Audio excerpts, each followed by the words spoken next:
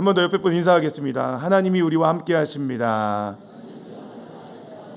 하나님 우리와 함께 하십니다. 우리는 하나님의 형상이에요. 그래서 여러분의 얼굴을 통해 하나님의 모습이 나오는 겁니다.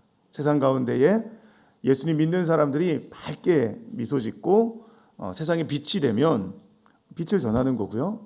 우리가 어둠충충 해가지고 있으면 어둠을 전하는 거예요. 빛을 전하는 우리 모두 되면 좋겠습니다.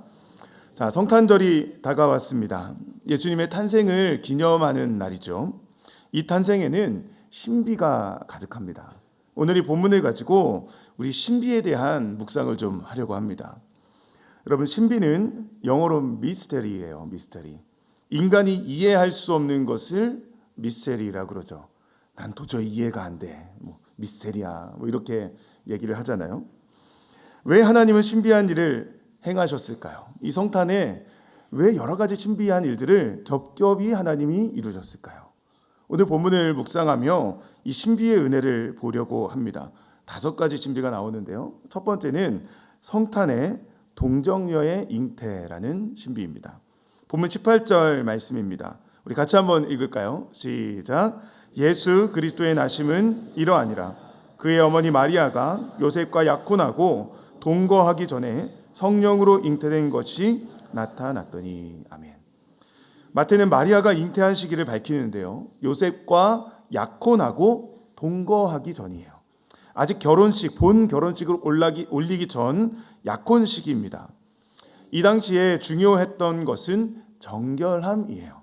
결혼을 기다리면서 정결한 신랑, 정결한 신부가 되어 있어야 하는 거죠. 그런데 어느 날 마리아에게 천사가 찾아오고 성령으로 잉태될 것이란 말씀을 주셨죠. 그리고 오늘 본문에 보면 성령으로 잉태된 것이 나타나기 시작했다고 기록되어 있어요. 어떤 의미일까요?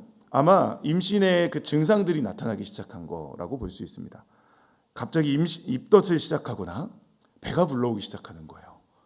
결혼을 안 한 약혼한 소녀인데 입이 막 입덧이 시작되는 거죠. 그걸 이제 주변에서 알게 되고 소문이 퍼지기 시작하는 상황입니다. 이건 아주 심각한 문제였어요. 율법에 따르면 약혼한 여인이 간음하면 돌로 쳐서 죽이라고 신명기 22장에 분명하게 기록하고 있기 때문에 그렇습니다. 이건 이스라엘의 거룩을 유지하기 위한 하나님의 엄중한 명령이었어요. 그런데 지금 마리아에게 이 성령으로 잉태된 것이 나타나고 있는 겁니다. 마리아의 이 상황에서 이 마리아는 어떤 가해자, 자기가 억지로 잉태된 거라는 가해자를 데려올 수도 없었어요. 성령으로 잉태됐으니까요. 결국에 마리아 혼자서 모든 정죄를 다 맞이해야 되는 상황이었습니다. 근데 그 상황을 이제 약혼자 요셉이 알게 된 거예요. 파혼 정도가 아니라 이건 죽음을 이야기하는 거죠. 그런데 여러분, 이 상황을 누가 만드셨습니까? 하나님이 만드셨잖아요. 마리아가 원한 게 아니잖아요. 하나님이 찾아오셔서 성령으로 잉태될 거라고 말씀해 주시고 이 증상들이 나타나는 거예요. 왜 이런 일이 일어났을까요? 신학적으로 보면 창세기 3장 15절이 이유인데요. 내가 너로 여자와 원수가 되게 하고 내 후손도 여자의 후손과 원수가 되게 하리니 여자의 후손은 내 머리를 상하게 할 것이요 너는 그의 발꿈치를 상하게 할 것이니라 하시고, 원죄를 범한 아담과 하와에게 그들을 구원해 주실 하나님의 계획을 설명하는 구절에서 하나님은 남자의 후손이 아니라 여자의 후손을 말씀하셨어요. 아담의 대표자인 남자의 계보가 아니라 예수 그리스도를 대표하는 여자의 후손, 죄의 전가가 일어나지 않는 동정녀 탄생을 통해서 우리를 구원해 주실 거라는 약속을 주신 거죠. 그런데 이 예수님 당시에 지금 마리아와 요셉은 이런 하나님의 비밀을 몰랐어요. 깨달을 수 없었어요. 그러니까 가려져 있던 신비였죠. 이게 첫 번째의 하나님의 신비입니다. 그 섭리에 요셉의 반응도 매우 놀라워요. 19절 말씀 우리 한 번 더 같이 읽겠습니다. 시작. 그의 남편 요셉은 의로운 사람이라 그를 드러내지 아니하고 가만히 끊고자 하여. 아멘. 마리아가 약혼했을 때 잉태를 했는데 그 이야기를 들은 요셉은 그것을 생각해서 가만히 끊고자 해요. 왜냐하면 그 사람이 의로운 사람이기 때문이다라고 성경이 이야기합니다. 여기서 의롭다는 말은 올바른, 정확한 이런 의미를 가지고 있어요. 그런데 이런 올바른 사람이었던 요셉이 이 마리아의 상황을 드러내지 않고 가만히 끊고자 했다는 겁니다. 왜 그럴까요? 어떤 의미일까요? 요셉의 입장에서 생각해 보면 자신과 약혼한 마리아가 지금 잉태했다는 소식이 들려요. 말도 안 되는 소식이죠. 이건 배신이에요, 배신. 그죠? 어떻게 이럴 수가 있느냐? 분노할 수 있는 상황입니다. 그런데 요셉이 분노하지 않아요. 그리고 만약 분노했다면 당장 마리아를 찾아가거나 고소를 했겠죠. 그런데 그렇게 하지 않아요. 대신에 요셉은 이 일을 생각합니다. 어떻게 해야 할지 깊이 고민했다는 의미예요. 이 고민을 하다 보면 가능한 상황은 딱 하나밖에 안 나와요. 마리아가 본래 사랑하던 사람이 있는데 자기와 억지로 약혼한 것 말고는 이해되지 않는 상황이에요. 다른 상황이 펼쳐질 수가 없는 거죠. 성령으로 잉태되었다? 상상도 할 수 없는 일인 겁니다. 그래서 신명기 22장을 근거로 이 마리아는 죽는 게 당연했어요. 정죄당해야 됐어요. 마리아에게 그렇게 하면 마리아는 이제 큰 수치를 당하고 억울한 죽임을 당할 수밖에 없는 상황이었다는 겁니다. 그런데 의로운 사람 요셉은 그렇게 하지 않고 고민하고 있는 거예요. 어떻게 해야 하느냐. 왜냐하면 신명기 24장 1절과 2절에 보면 아내로 맞이한 후에 수치되는 일을 발견하면 파혼을 하고 집에서 내보낼 수 있다는 율법의 규정이 있기 때문에 그래요. 그러면 다른 사람의 아내가 될 수 있어요.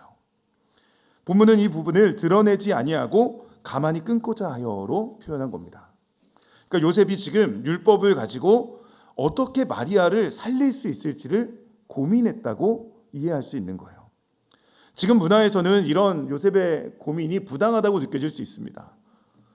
하지만 당시 문화에서는, 지금 문화가 아니고요, 당시에 남자들이 우선이고 여자들의 권리를 존중받지 못했던 그 당시의 문화에서는 마리아를 보호하기 위한 고민이었어요. 약혼 중 간음은 사형에 해당하는 죄였지만 결혼 후 파혼은 다른 사람과 새롭게 결혼할 수 있는 길이 있었기 때문이죠. 그래서 요셉은 마리아를 일단 아내로 맞이한 다음에 파혼하고 집으로 돌려보내서 그 아이의 아빠랑 결혼할 수 있게 해주려는 생각을 했을 것이다 라고 추측할 수 있습니다. 그게 그를 드러내지 아니하고 가만히 끊는 유일한 방법이었어요. 마태는 이런 요셉을 의로운 사람이라고 이야기합니다. 그런데 이 의로운 사람이라는 표현이 아주 특이한 표현입니다. 왜냐하면 당시에 통용되던 의로움과 거리가 멀기 때문에 그래요. 여러분, 구약에서 의로운 사람은 누구입니까? 율법을 잘 지켜 행하는 사람이 의로운 사람으로 여겨졌어요. 내가 어려서부터 율법을 다 지켜 행했다. 이게 유대인들에게는 자랑이었습니다. 그래서 자신의 의로움을 자랑하고 다른 사람을 부정하다 하며 정죄했어요. 이런 관점에서는 마리아를 율법대로 정죄해야 의로운 사람으로 여겨지는 시대였습니다.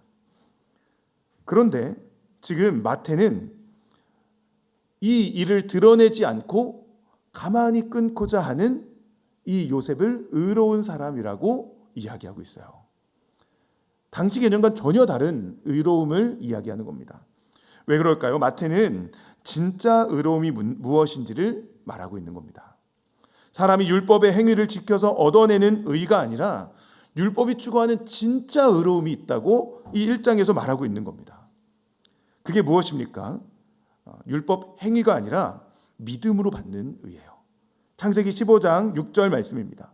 아브라함이 여호와를 믿으니 여호와께서 이를 그의 의로 여기시고.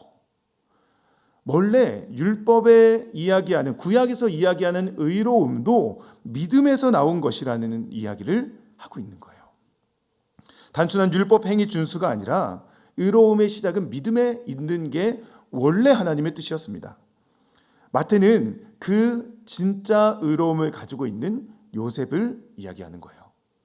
내 행위로 남을 정죄하고 내 의를 쌓아가는 그런 그 시대에 이야기했던 의가 아니라 하나님이 원하시는 진짜 의로운 사람이었다고 말하고 있는 거죠. 여기에 두 번째 신비가 있어요. 그 시대에 만연했던 의로움에 대한 개념을 뛰어넘어 살고 있는 진짜 의로움을 가지고 있는 바로 이 요셉이죠. 이 요셉은 하나님께서 그에게 의로움을 알려주시고 그는 진짜 의로운 사람이 되어서 율법으로 정죄하는 게 아니라 사람을 살리기 위한 그런 의로움을 행할 줄 아는 그런 신비한 사람으로 성장해 있었던 거예요. 예수님은 율법이 아니라 의로움을, 진짜 의로움을 우리에게 가지라고 말씀하셨습니다. 마태복음 5장 20절에 이렇게 말해요. 내가 너희에게 이르노니 너희 의가 서기관과 바리새인보다 더 낫지 못하면 결코 천국에 들어가지 못하리라. 아멘. 이 말씀이 서기관과 바리새인보다 더 엄격하게 율법을 지켜야 된다는 그런 말이 아닙니다. 예수님은 행위가 아니라 본질을 말씀하시는 거예요. 행위로 만족시킬 수 없는 진정한 의로움을 가져야 천국에 들어갈 수 있다고 말씀하시는 거죠. 어떤 규정을 잘 지키는 의로움이 아니라 마음속에서부터 하나님을 믿는 믿음, 영혼을 향한 사랑, 그 본질, 그 진실함, 겉과 속이 똑같은 그 하나님 아버지의 마음을 가진 사람이 의로운 사람이라고 말하는 거예요. 그래서 6장 1절에서 이 의로움과 외식을 대조합니다. 사람에게 보이려고 그들 앞에서 너희 의를 행하지 않도록 주의하라. 그리하지 아니하면 하늘에 계신 너희 아버지께 상을 받지 못하느니라. 바리새인들은 사람들 앞에서 의로운 척했어요. 율법을 다 지키고 금식을 하며 11조를 드리며 나는 의롭다고 자랑했습니다. 그러면서 다른 사람들을 정죄했죠. 그 안에는 교만함이 있었어요. 내가 저 사람보다 더 의롭다는 상대적인 우월감. 예수님은 그런 상대적인 우월감을 위선, 외식이라고 말씀하셨습니다. 거짓말이라는 거예요. 하나님은 은밀한 중에 보시기 때문에 우리의 마음이 어떠한지, 겉과 속이 똑같은지를 보고 의로운지 위선하는 자인지를 판단하신다는 겁니다. 그런데 요셉은 그런 의로운 사람이었다는 거예요. 마음에도 하나님을 향한 사랑이 있고 겉으로도 율법의 행위를 잘 지켜 준수하는 그런 진짜 의로운 사람이었다는 겁니다. 이게 신비해요. 요셉도 다른 사람들처럼 유대의 문화 속에서 성장했을 것이 분명해요.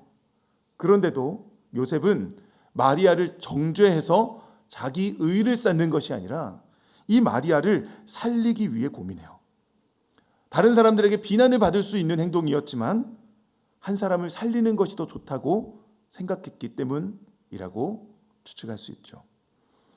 여기에 하나님의 신비한 섭리가 있어요. 하나님은 요셉을 의로운 사람으로 만드셔서 동정녀 마리아를 보호하셨어요.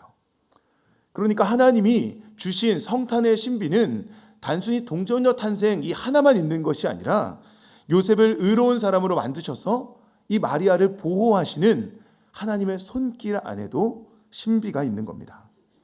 그 섭리는 요셉이 그 일을 생각할 때에 절정에 이르요.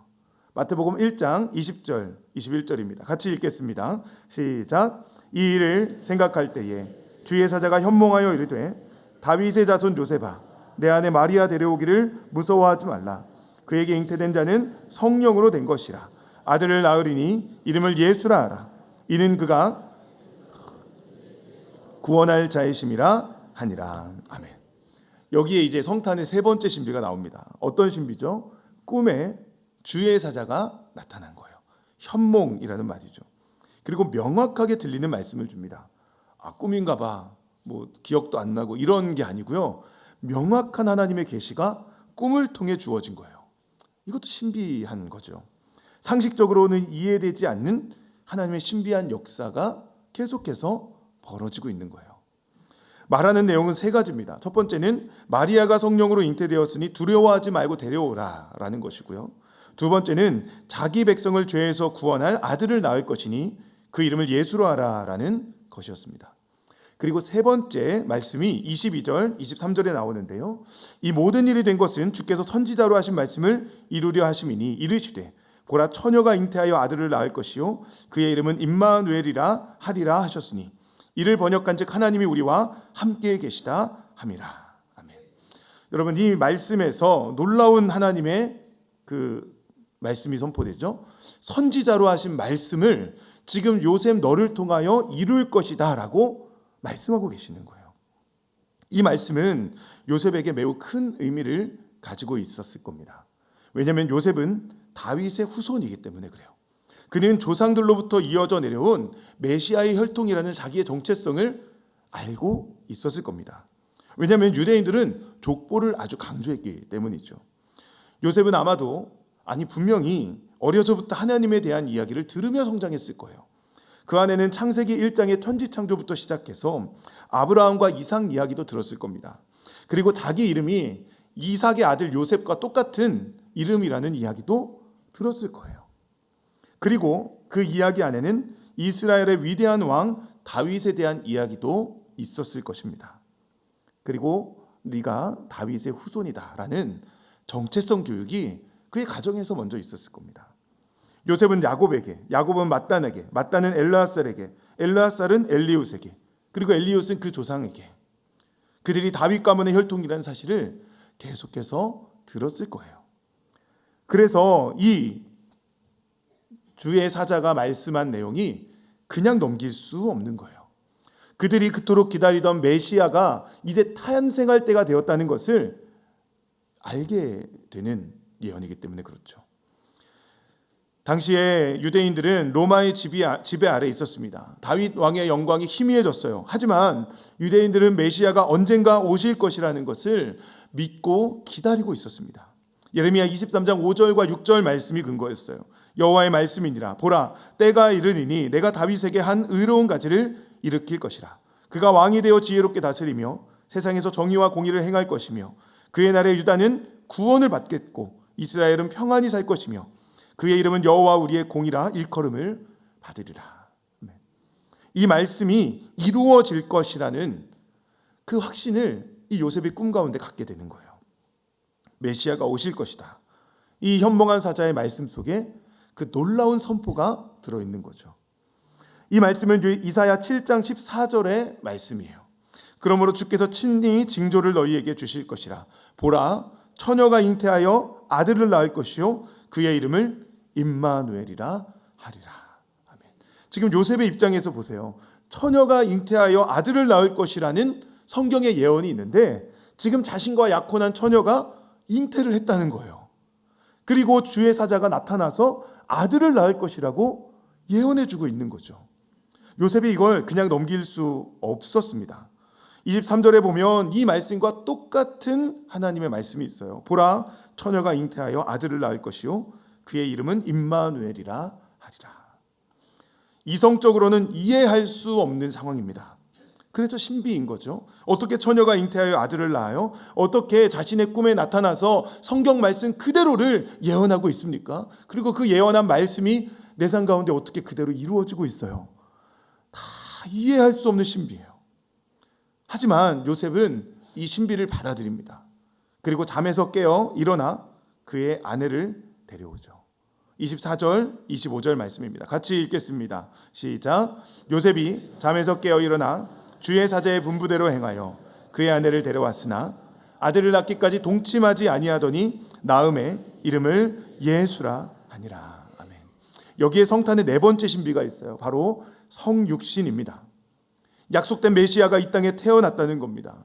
그것도 연약한 아기의 몸을 입고 인간에게 전적으로 의지해야 하는 그런 약한 존재로 이 땅에 오셨다는 거예요.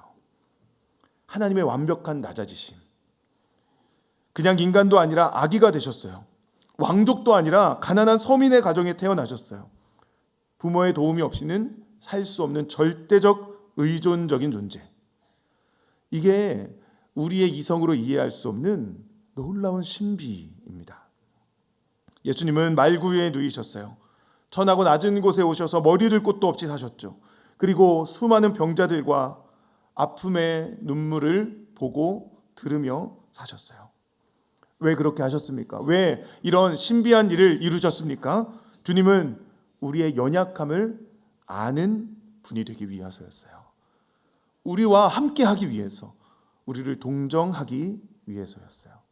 히브리서 4장 15절에 이렇게 말합니다. 우리에게 있는 대제사장은 우리의 연약함을 동정하지 못하실 리가 아니요 모든 일에 우리와 똑같이 시험을 받으신 이로되 죄는 없으시니라. 아멘. 하나님이 이 신비한 역사를 이루셔서 아기 예수님을 이 땅에 태어나게 하신 이유가 무엇이라고요? 우리와 같이 연약한 존재가 되어서 우리 인생의 아픔과 고달픔을 함께 하기 위해서 이 땅에 신비한 역사로 찾아오셨다는 겁니다. 하나님은 우리의 배고픔과 아픔, 슬픔과 고통을 아세요. 그리고 우리와 함께 아파하시는 분입니다. 이런 동행의 시작이 성육신입니다. 아기 예수의 탄생, 성탄, 성스러운 탄생이죠. 이해할 수 없는 신비가 이 성탄 안에 가득 있어요. 동정녀의 잉태 사건도, 요셉의 의로움도, 주의 사자의 현몽도, 예수님의 탄생도 모두 다 신비 그 자체입니다. 하나님은 이 모든 일을 이루시는 신비하신 하나님이기 때문에 그래요.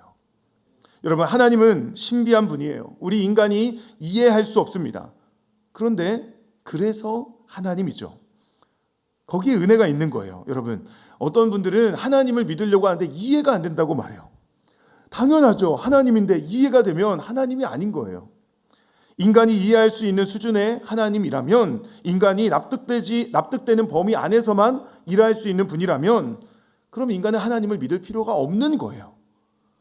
인간의 이성을 넘어선 분이기 때문에, 신비한 역사하는 분이기 때문에, 초자연적인 능력을 가진 분이기 때문에 내 머리로 도저히 이해가 안 되고 납득되지 않는 그런 일들을 이루시는 분이기 때문에 우리는 하나님을 믿는 거죠.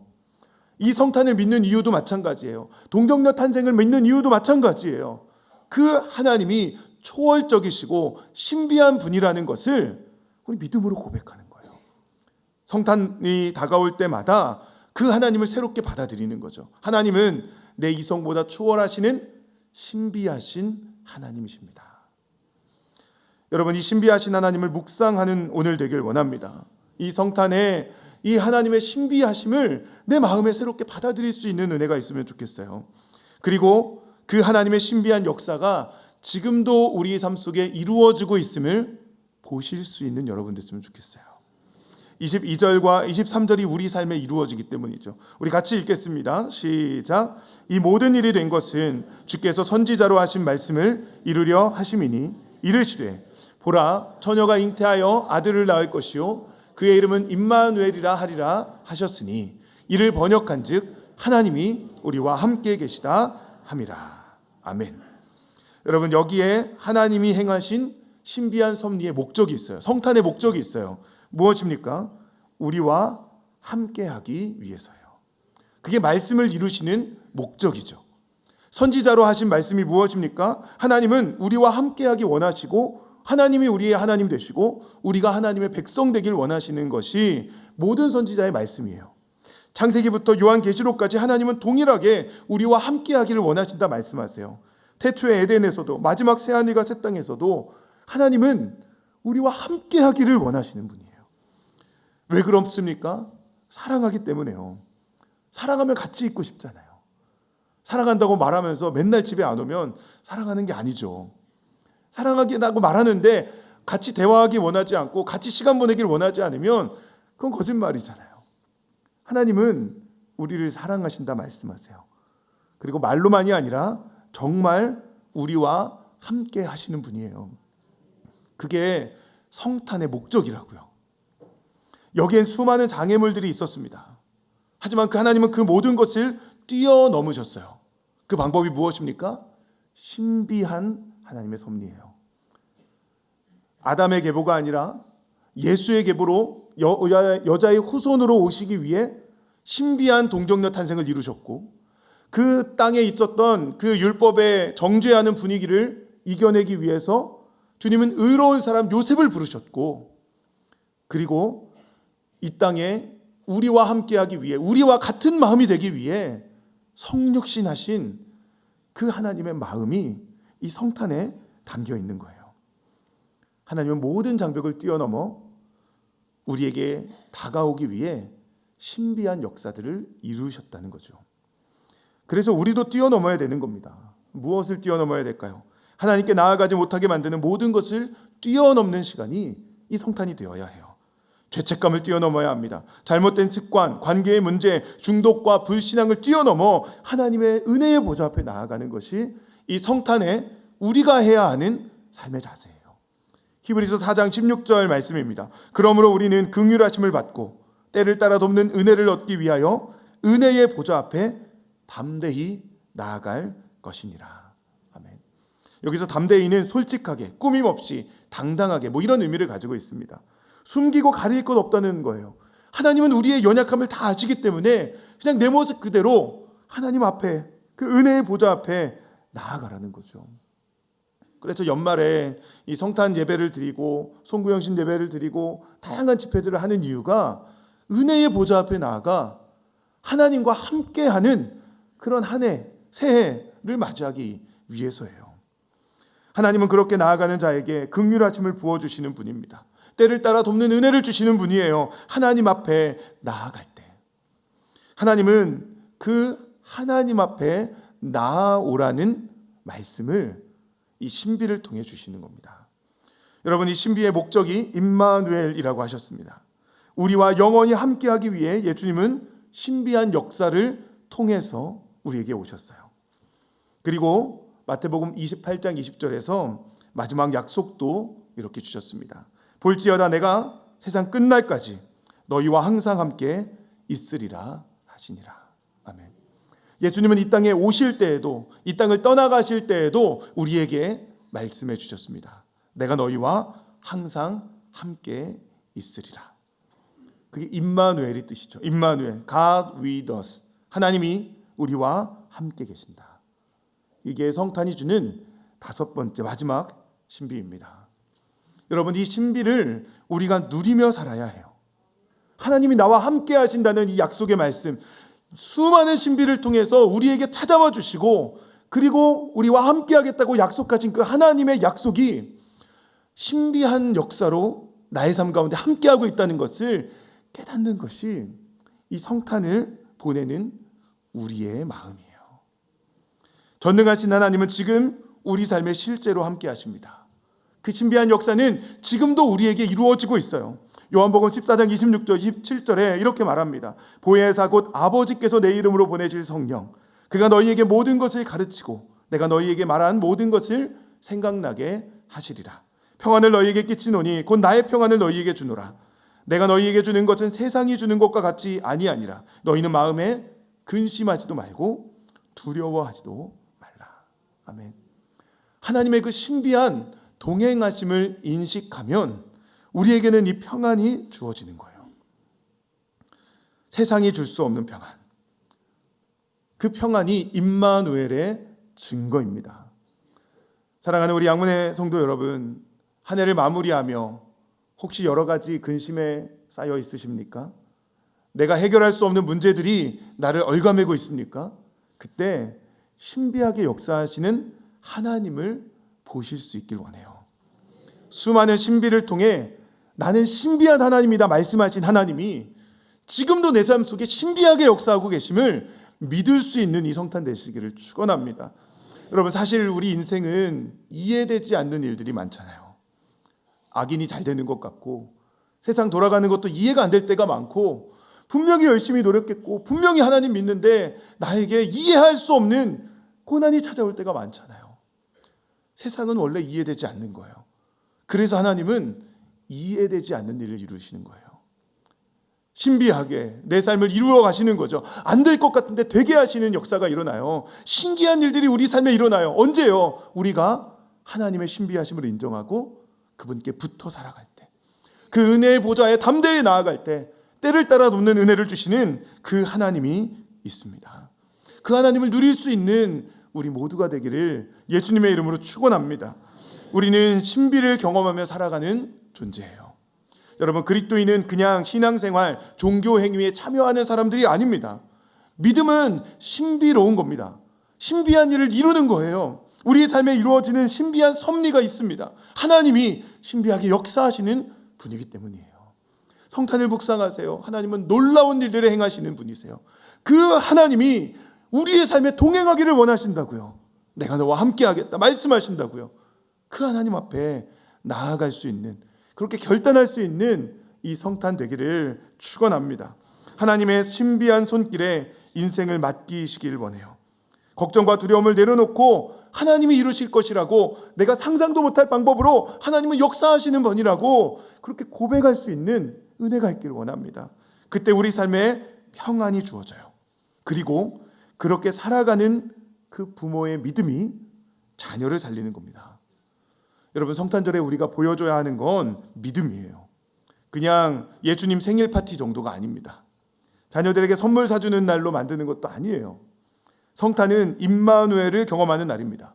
임마누엘, 하나님이 우리와 함께 하신다는 걸 경험하는 날이에요. 어떻게 가능합니까? 부모 세대의 평안을 통해서, 기쁨을 통해서 근심, 걱정, 염려 다 내려놓고 하나님 앞에, 신비한 하나님 앞에 경배와 찬양을 올려드리며 그 하나님을 바라보는 그 믿음이 우리의 자녀들을 살리는 신앙의 통로가 되는 겁니다. 하실 수 있다면 여러분, 가정에서 이번 성탄에 예배를 드리시길 원해요. 성탄절 당일 예배 때 이렇게 가정 예배할 수 있는 순서지를 좀 만들어 드릴 거예요. 가지고 점심 먹고든 저녁에든 가족이 함께 예배하는 시간을 가지십시오. 특별히 여러분, 이 절기는 다음 세대에게 신앙을 전수하기 위해 아주 중요한 시간입니다. 매년 반복되잖아요. 그 시간에 함께 예배하고 하나님을 찬양하는 시간을 갖는 거예요. 교회에서 하는 성탄 이브 행사, 성탄절 예배, 또 여러 가지 예배들, 행사들 함께 참여하며 아이들의 뇌리에 예수님이라는 이름을 심겨주는 거죠. 그게 교회가 해야 하는, 기성세대가 해야 하는 역할이에요. 매년 반복되는 절기는 힘이 강해요. 성탄을 통해 임마누엘을 깨닫게 만드는 하나님의 방법이 성탄 안에 있습니다. 그 신비한 하나님의 역사 앞에 나아갈 수 있는 우리 모두 되기를 예수님의 이름으로 축원합니다. 말씀을 마치겠습니다. 성탄의 목적은 임마누엘이었습니다. 이 땅에 오신 하나님은 지금도 우리와 동행하세요. 성령 하나님의 신비한 역사로 우리의 인생에 찾아와 역사하고 계십니다. 그 신비를 인정할 때 우리는 평안을 누릴 수 있어요. 그 평안을 누리시길 원합니다. 그 평안이 나의 이웃에게, 우리의 자녀에게 흘러가는 거예요. 성탄의 신비를 묵상하고 신비하게 역사하시는 그 하나님을 믿음으로 고백하고 붙드는 은혜 있기를 축원합니다. 하나님이 우리와 함께 하십니다. 그 성탄의 놀라운 은혜가 누려지는 우리 모두 되기를 예수님의 이름으로 축원합니다.